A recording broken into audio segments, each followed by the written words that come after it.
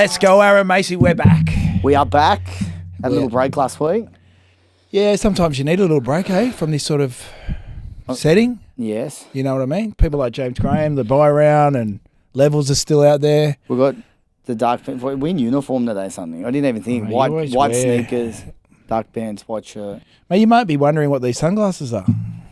You tell the people. It's our good friends, Mr. H. They're relaunching this summer, right? They are, just in time. Are these limited edition? No. They're Mr. special H. edition. Special edition. Mate, these are cracker.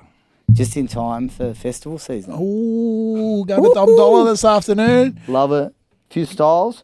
They're also doing Black Friday special sales. Yeah. What else has Mr. H got? Our man Tommy Gunn. These are his favourite. He's already shotgunned them, sitting there behind there. Yeah, these ones are a bit feminine, but I reckon I can pull them off. I reckon you can pull off most sunnies. Pull off? Yeah. Sounds a bit homosexual. But yeah, our good friends, Mr. H. These things are cracker. How good are the lenses? Mate, unreal. And I'm not even trying to be a corny salesman. These are proper cracker. And we've already punching on over the black ones. Well, yeah, you're out of my way. Mate. I've been bullied by the big Samoan already. Mate, I'm the eldest. Yeah. He stood straight over me. So, Mr. H, we're going to put links in bios. Get in there. Summer sales. Yeah. It's just unfortunate that it's going to be 5 mils of rain at 6 o'clock right when I walk in the domain for Dom Dollar. And this is my last festival, my last concert. Can I just say, when you say last, I'm 42 years old. I'm too old to be going to this shit. Actually, one of my mates that's 50 is going. Do you remember the first potty you did for me? You come on as a guest. Yeah. You come and join the BTFU team. Yep. He walks in, he goes, "This is my last pod. I'm not doing any more pods." He looked at me, he goes, "I'm not doing any more pods. I'll do it. Mates with you on the pod." I'm doing it. Anyway, finish it. And I hadn't seen you on a pod for ages because I wasn't big on watching them. Yeah. And I was like, fuck, that's unreal. And I was thinking about weekly show. And then I remember I come up to you at the end of it and I was like, I know you said you wouldn't do it, but what about doing a weekly show? What about I turn into a pod whore after that? I think I went on every podcast in Sydney. So how many festivals are you going to be doing this summer? This is it. Dom Dollar, final one. Unless I go to Tomorrowland over in Europe or something like that. So those Sunnies will still be on Sunday? Nah, it finishes at 10. I'll be home in bed by 11. Brutes. 11 Sunday? Mate, what's been happening? What else? What's going on? Mate, big news in the NRL world. Yep. Can I keep these on? You can do what you want. Tommy doesn't want them on. Nah, Tommy says no. Can't we be like the Melbourne Storm boys and just Mr. H, just keep plugging them? I'm just feeling really comfortable behind the lens here, you know? Yeah, I'm seeing everything clear. I won't be clear tonight. No. What have we got? We've got some big news, haven't we? Well, let's start off. We'll go back a week. Terrell Mesa. Actually, no. Go with the biggest. Ben Hunt. Yeah.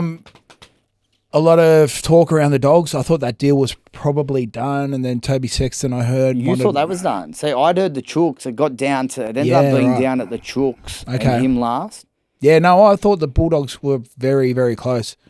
I think they pulled the pin for, I don't know what it was. I don't think they wanted to pay 800. But he's signed for 600 at 600 for each year at the Bronx. Brisbane. So reports I had, East were very close to signing. It's very rare that they don't get what they want. Yep.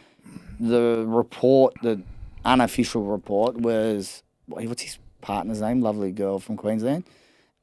She's desperate. I think she was a big driving force behind getting the family back to Queensland where it's from. Yeah, okay. Thoughts? Dogs, I didn't want to change the dynamic of the team. Yeah, yes, he's a great player. 34, 35. I don't want to unsettle what's already been building in terms of their culture and their friendships. It just would have unsettled things maybe at the start. I honestly believe the players would have loved to have had him there. A senior player, Queensland legend, an Australian player. Maybe it was I just think it just would have unsettled the whole Bulldog system at the moment. I think Broncos is the best fit. I think Roosters would have been a great fit with obviously Sam Walker out. Yeah, due to injury and stuff like that. Being a good mentor. So Brisbane was probably the next best thing. He gets to go home. Obviously, Ezra Mam, we don't know circumstances around there. There's whether it's true or not, the reports are saying that the NRL is going to give him a 1-year ban sanction. I think there's a police matter before the NRL. You know, definitely. Look, and we don't get into that. We wish the people that were in the crash all the best, and we want Ezra to get back on the right track. I heard reports that he's been labouring back on the tools. Yeah, that gives you a reality check very quickly. Being on the end of a shovel. Don't worry, I did it for 2 years. These have been used for chin-ups and typing. Mate, I've got every person's hand I shake, they go, geez, you got soft hands. It's because they didn't fucking work hard. A lot of vaso. Sorbeline, mate. It's getting very new sponsor next week, Sorbeline. Stop it. It's turned into a P. Diddy buddy podcast. The Diddy. Jesus Christ. Yeah, so I think Ben Hunt, great fit. Yeah. I think someone they need. Ezra obviously missing. Reynolds in the halves. He'll play a roaming 6. Hunt. Their How age. Do you think that their dynamic age. will go? Because they're both game controllers. Yeah, I think they'll make it work. Yeah, what do you think? It's still Renault's game controlling team, and Hunt plays more off the cuff. Yep. Oh, and the only worrying thing for the Broncos are you've got 2 aging halves. Renault has last year had a fair few injuries. So yeah, where's the depth in the halves for the Broncos? But I have predicted Broncos before Ben Hunt to finish top 4 with Maguire there. Yeah, I think Maguire's that much of a turnaround. He can just really withdraw the shit. I think the thing going back to the youth of that team, one thing we said was it needed some older heads to go, hey, let's do it. Ben Hunt's obviously going to add a lot of value there. Yeah, I don't know what kind of leader he is, but I think he might be a type of person that can just lead with his actions, and that means even off the field. The way he carries himself around training, in the gym, physio. People can have an infectious personality or leadership just by the way they walk and carry themselves. That would have been you back in the day, a bit infectious. But for all the wrong reasons. At least you could put I think I'd get the most calls on a Friday and Saturday more than anyone. What are we doing? Where are we going? Where we go? Nothing's changed. Nothing's changed. I still get that call. At least I can admit it. That's good. You know what I mean? It's all within. You're that leopard that never changes spots, but but I'm balanced. I have a balanced lifestyle. That's good. I just like to party. Only kidding. Who else we got? What else is going around? Well, obviously, the footy circle. Terrell May, Tigers. That deal got done. So once again, the Bulldogs looked at it. Yeah. We know that, like we've spoken, like Bulldogs, you have to fit within their system. Yeah. No one's bigger than the club. No one's bigger than the team. Like the player's third. Club, team, player. Yeah. Right?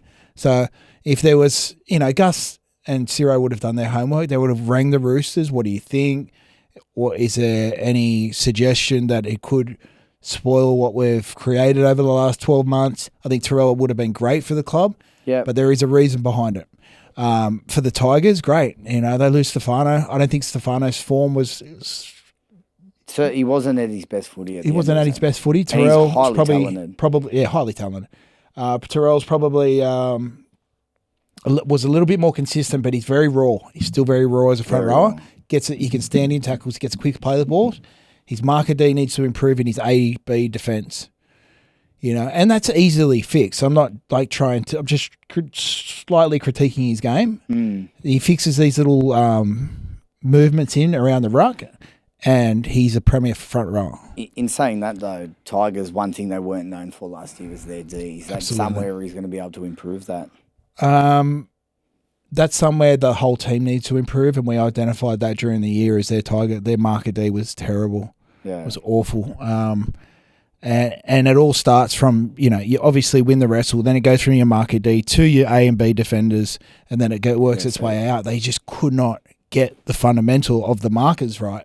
So where else are you just going to disconnect from markers right out to the wing? And I don't know who their defensive coach is. I'm not trying to bang anyone. It's just something that I identified with the Tigers as defensively. Their structures need to improve quick, smart. Don't worry about Jarome Luai coming with his leadership and his attack he defends well because he kind of defends like a Daly Cherry Evans, where he spooks you into playing back on the inside because he'll get out quick. You know, his centre will have to push with him. His winger pushes with him. His back rower needs to tie in. Gives you that half an inch on the inside to make you take that gap. Exactly. So if you're attacking his edge and you see him out of your peripheral, it makes you want to just straighten up the attack. I noticed even with the Samoan game when Jarome and Isaac Tungal were defending with the Samoan, they get up hard. Yeah. But because we had so many different players from different clubs, it was just disjointed. Like, where the fuck are they going? Shooters on, Is this how you're meant to defend? shooters on every time. So, and that's one thing that, obviously Jarome will bring is that Penrith mentality of, hey, we defend like this, I'll lead this. But definitely bolsters their like you said, we'll just quickly go through it. You got Buller at 1. This is just a predicted team. Yeah. And it probably looks close. Buller, great talent. You got Buller, Taruva, comes with a lot of experience. Yep. Dewey's well experienced as long as he stays sound. Olam, Skelton, that's your back 5. That's where your attack. And then you've got... Defensively, I wouldn't put them two together. Who? Olam and Skelton. Yeah. No way. Why? Too raw. Skelton's come from rugby union background. Olam... So he doesn't tackle at all? Just like little things he needs to understand in the game still. Yeah. Very strong ball carrier. Justin Olam has been doing some things, but I love Olam. Like, I wouldn't run at him, but he sits in the pocket sometimes. He's just got to back his ability and stick to the system. Yeah. Sometimes he second guesses his defence, Justin Olam. And I think that's what brought him unstuck at Melbourne. But it's having confidence. You just wouldn't have them two together. Like the thing you just said about then is like second guessing. That ep that we did with Braith, and he goes, hesitation. Yeah. If you hesitate and you've got guys like, say, Ponga or Pappenhausen, they get outside your outside, gone. You're gone. You used to be able to recover, in my era, you could recover a defensive line. Yeah. Split second moments now, they're up in your face. We played an up and in defence, so if you'd have to go around us, but if you got it right, you got it right. Even though we'd scramble, we'd up and in, wingers jam. So we'd invite teams to go around us, but if one person gets it wrong, it's like a domino effect. That little Harbour Bridge pass. Yeah, everyone finds a way. Everyone finds a way, right? The best coaches find a way to expose teams. Penrith are the best. Especially with that play they did 3 weeks in a row at the back end of the season. They scored off 3 different variations of the one move. So defensive systems are now incredible. Like, going down to watch Bulldogs SG ball, I could not believe the amount of information getting poured into these kids defensively from their movements, what to do here, what kind of, even their foot, where their feet are facing while they're making change in direction and stuff like that. So, I just want to stick on the Tigers. So obviously you've got Lockie Galvin. What do you think Luai is going to be able to do for Galvin? Because obviously he's highly talented, but super raw. You look at Luai's first few years. He was a Galvin. Like, he just played what's in front of him, and he still has that element of football in him, but now he's more matured into I can play off the cuff, but I know when to pull it back. He turned into... I think the best thing that happened to him last year was Cleary being injured. Correct. Because he genuinely... There was people that questioned it for a long time, but he really showed that, hey, I can control a football team. When you've got Cleary in the side, you'd say to Jarome, like, if I was Ivan, I'm like, hey, you got free reign, kid. Like, your footwork is so good. You're got little trick plays. You got a great little left foot kick. Nathan can steer the ship, but when you go, just go.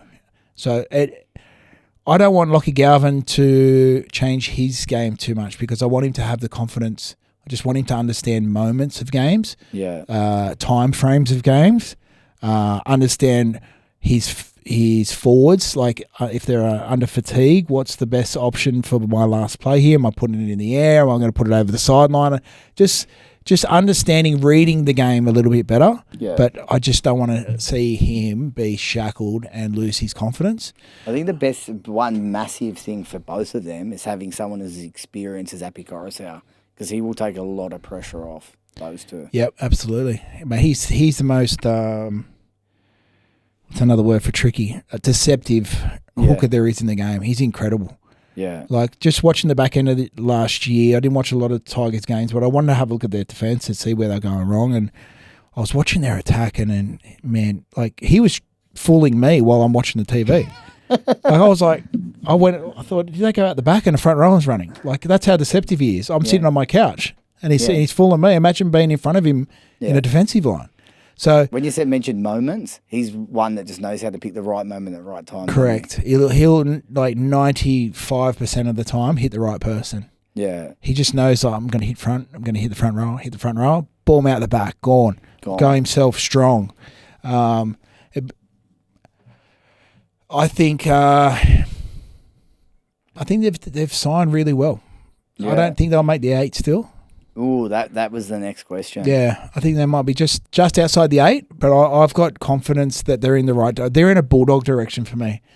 I don't think they'll have a season like the Dogs did, but I think they could potentially just go. Everyone could just go see a massive improvements, and they could sit around the 10th mark.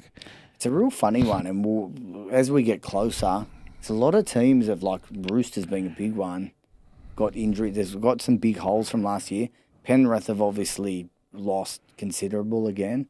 This is why I think they won't make the 8. Yeah. I don't think they've got enough resilience or tough mentality within their pack or within that club. Yeah. 5 players come back unfit. That's a bad sign for me. You know, like, we read all the reports. I think 3 of them got a warning, or 2 of them got a warning. They made the fat club. You've got to... Yeah. I think there's just... I always talk about chemistry in teams. There's 27 rounds. When things get hard, I don't think there's enough resilience within their 17 this year just yet. I think they need another couple of pre-seasons, maybe a couple more signings. Yeah. But they will improve. And there's definitely strike and talent, but strike and talent doesn't take you 27 rounds. What's the old saying? You know, talent only gets you so far. You know, hard work is... or whatever it is, something like that. But I think they will work hard. And this is the thing, like, it's like, even when I was at Parramatta, and we worked hard. Like, there was no doubt about how hard we worked. But we just didn't have the chemistry. I'll say chemistry, because everyone can play footy. Yeah. But it's just chemistry, bro. Like, there's so many factors outside of talent. There's personalities. There's, like, it's all got to fit. You know, it's a perfect jigsaw. You know, everyone plays a piece in a puzzle. Well, it's team sport. Well, that's correct. You know, like, I always played, like, how do you build a puzzle, right? You build it from the outside in. I learned this from my 3-year-old nephew. I watched him do a puzzle. I'm like, is that how you do it? I'm trying to start it from the middle out. You build it from the edge in. Did you know that? Yeah. Oh, fuck. Fucking house. Mum didn't get me any puzzles. Tommy's off me. I had no idea that you build it from the outside in. Anyway, I'm trying to put pieces together in it, but everyone. I've got ADD though, so I move around. See, I'm dyslexic. If I go to IKEA and get a bit of furniture, I pull that out. It's just, I'm not dealing with it. That screw goes here. It's upside down. Doors upside down. Back to front. Hinge on the wrong side. Yeah. But what I'm trying to say is everyone has their piece in a puzzle. Yeah. And it's just, and the team that fits the best is obviously the best team in the comp. Touching on Parra, interesting you mentioned them. Some early reports already out of the preseason that it's a completely different. Rolls has just come in and just stripped everything. I think it was Dylan Brown that said, he goes, we're learning a new attack, a new defence. He's just absolutely gutted everything that they've done, grabbed it, thrown it in the bin and started again. Well, I think that's perfect for Rolsey. You know, like, why? Like, it's a blank canvas now. Yeah.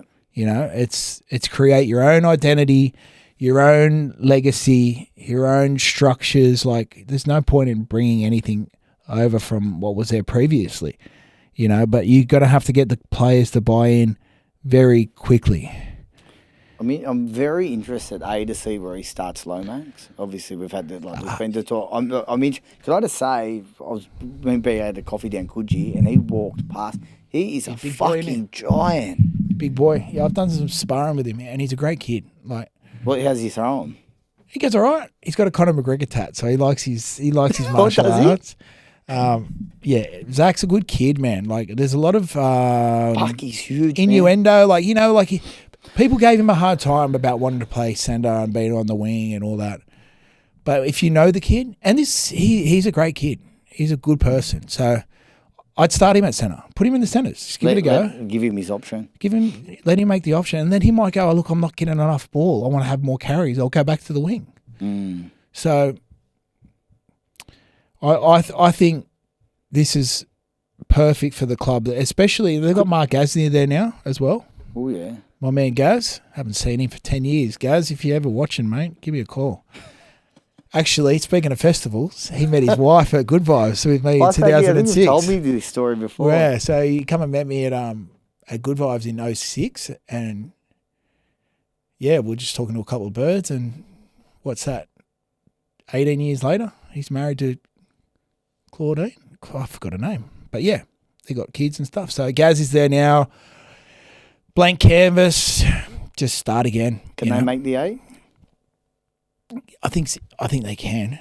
Yeah, I think they've got a good enough roster for sure. You've got the right Definitely. coaching staff. It's just about buying in and understanding very quickly. You know, Ciro struggled in his first year because players are still used to their old ways, you know? Yeah. And once you correct the movements and the patterns that Rilesy wants, you know, that's the nectar. That's where they get the nectar from, and that's where everyone starts buying into. Boom. They're on.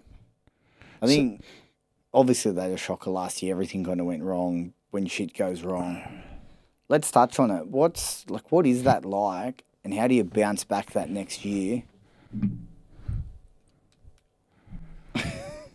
Let me put my sunnies on for this one. I want to ask you, what's the difference? All right, so what's the difference when you're starting preseason from a team that, say, either won a comp, but let's just say performed well, going into that preseason, what's that feeling like comparatively to a team that and I know you've been in both, that didn't have the best of years?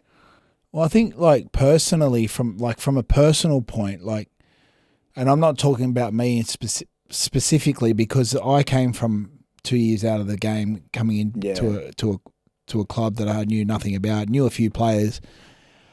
But it gives the player the chance to give them a clean slate too and learn what they could have done better at the previous club. Yeah. All right, they don't know nothing about me. I've got these little small habits that people didn't like at a previous club.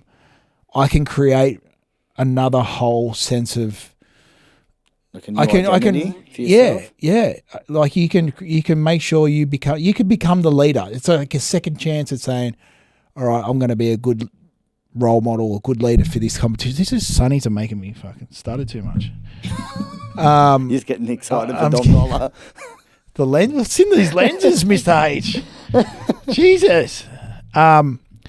It just gives the player an opportunity to become the player they want to be. It's because it's a clean slate again. You know, it's a blank canvas. No one knows I can come here and really be a good leader for this club.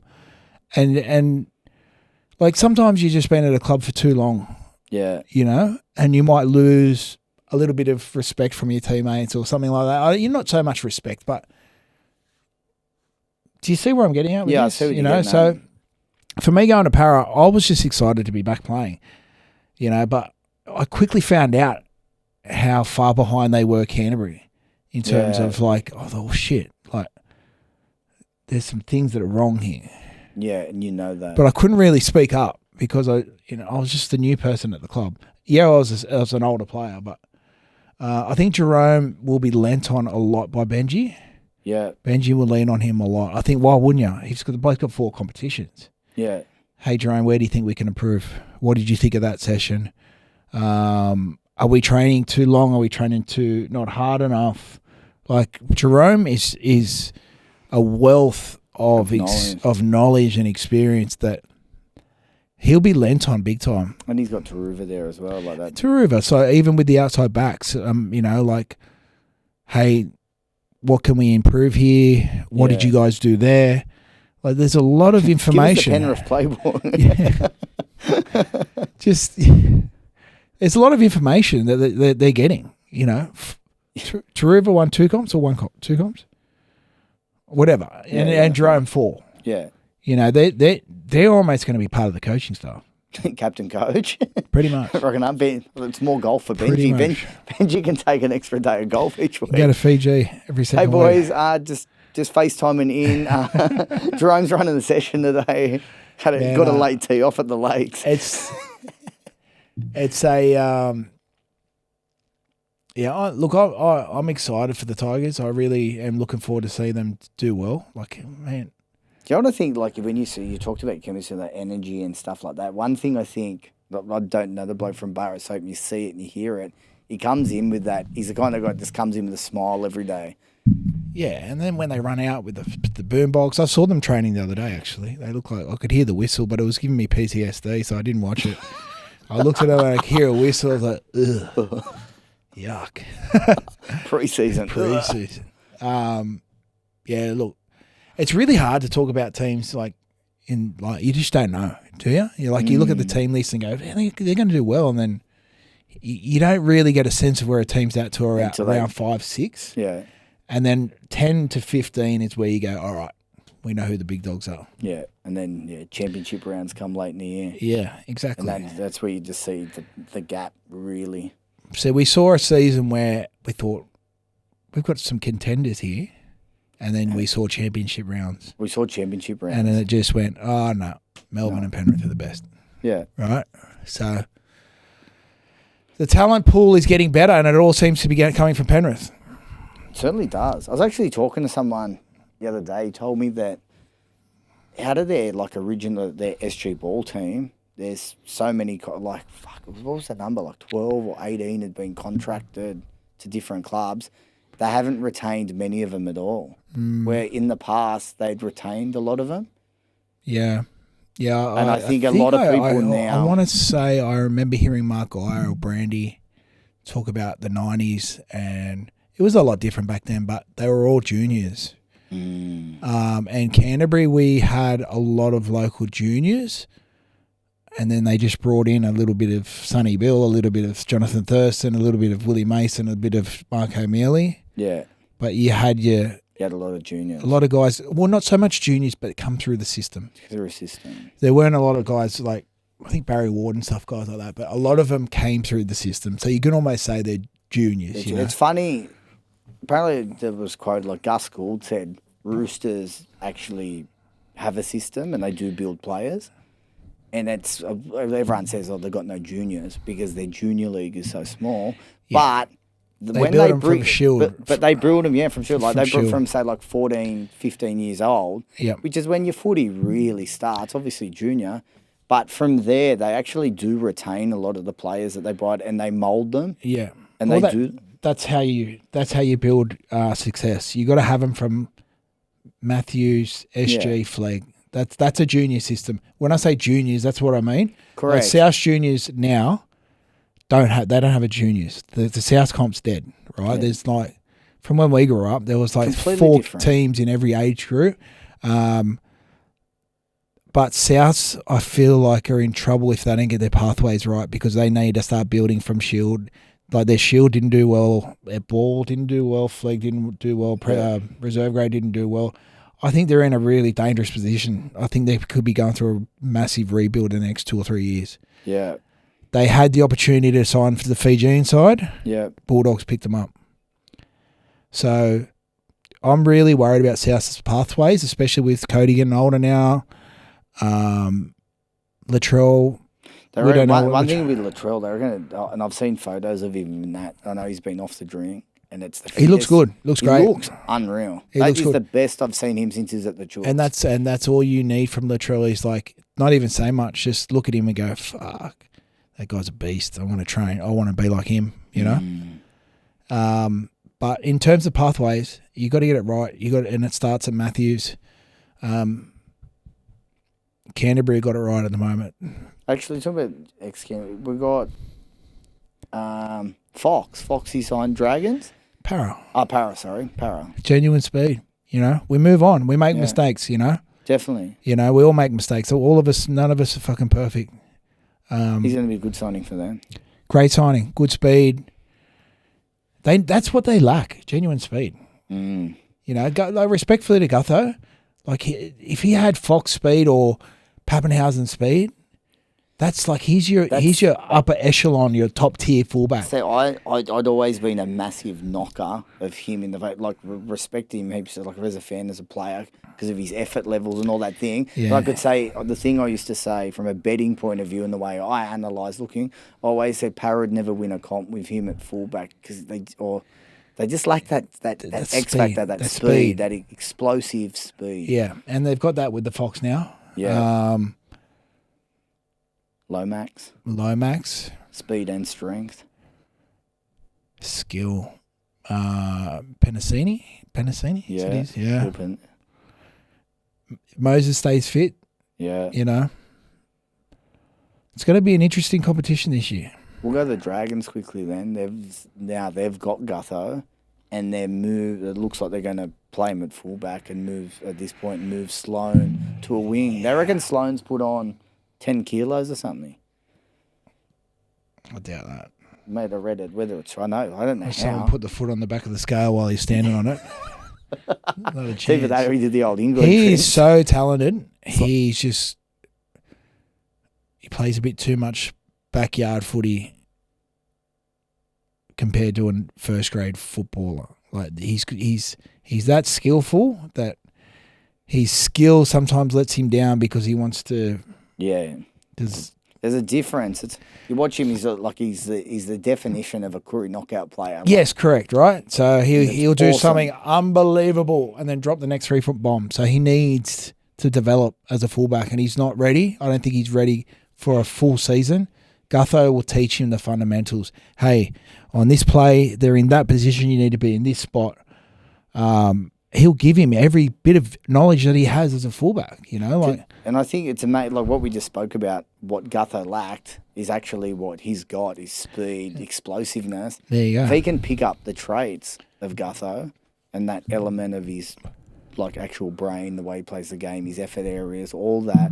Absolutely. He could really mould it, and if he can put on those. Sloan's kilos. the future fullback for that club. Yeah. No doubt. No ifs, ands, or buts. Yeah. He just needs he needs a Gutho.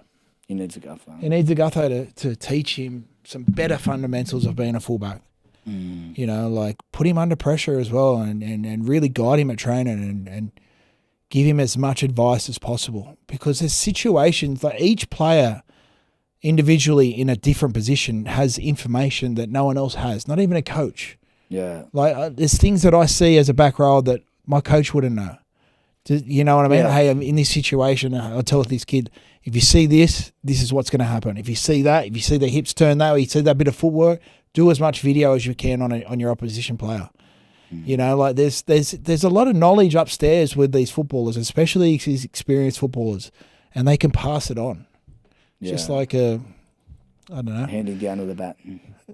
Correct. Nice. How pumped are you for Dom Dollar? I've got actual heart palpitations right now. I'm nervous. I've got anxiety. Does this feel like when you were like related? I actually just lost my breath just thinking about it. I went, oh, jeez. Talking about the heart palpitations, what was it like running out? Do you ever get heart palpitations before a game? That's the only thing I miss about footy is the running 2-minute bell and running out. Running out. Explain it. Like go. It's nothing like it. The 2-minute bell, bam, bam, bam. We come in, we huddle, last bit of instruction. Coach walks out. Captains say their last bit of instruction, and you walk out. And it's just like it just slowly gets louder and louder and louder and louder. Especially if you've got a local derby game, right? Just say it's Canterbury Parra or South Roosters. And let's forget coaches. 2-minute warning. Coach walks out. Who was either gave the best speech? James Graham and Mick Ennis. The two best motivators I'd ever heard in my life. Could not believe how motivating they were. And it was a different speech every game. It was never the same regurgitated bullshit. Was James Graham like Sir William Wallace? Like all he needed was a bit of blue paint and maybe a horse. Just get him a horse and just ride on it like next to the team.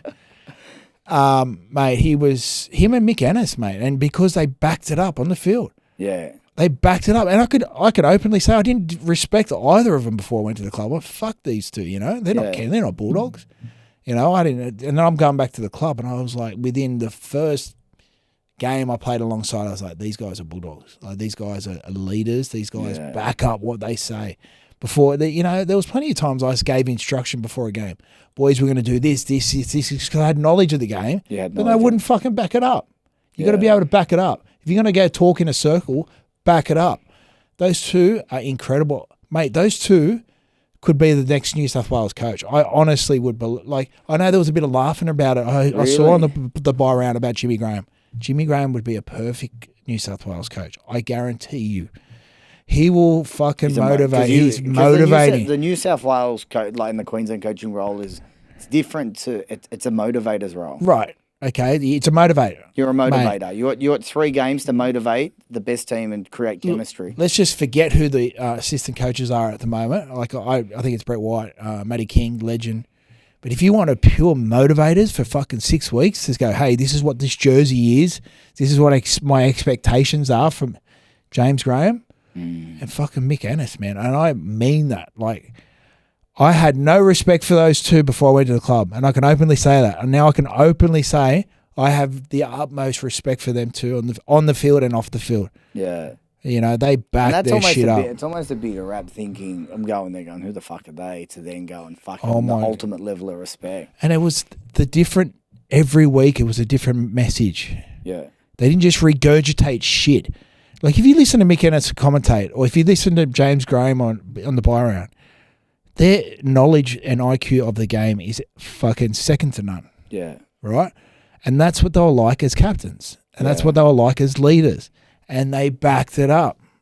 Everyone can fucking stand in the middle of a circle and say, blah, blah, blah, blah, blah, we're going to do this, we're going to do that, and then not deliver. I played with plenty of players like that. I was like that. You know what I mean? It's not like I didn't mean to back it up. I just didn't have the fitness levels, or, like something wasn't going my way. Sounded good in theory until we got out there. Exactly. And then I'm not moving from marker. I'm stuck in the mud and just going, hey, I'm just delegating. I love delegating. I get behind the post after every try and start delegating. You didn't do this, and you. And then someone would say, but you're the one that dropped the ball. And I'm like, yeah, I did. Dom Dollar, let's go! All right, enjoy. At least you got sunnies for Sunday morning. What are you prepared to lose today? Set a deposit limit. For free and confidential support, call the number on the screen or visit the website.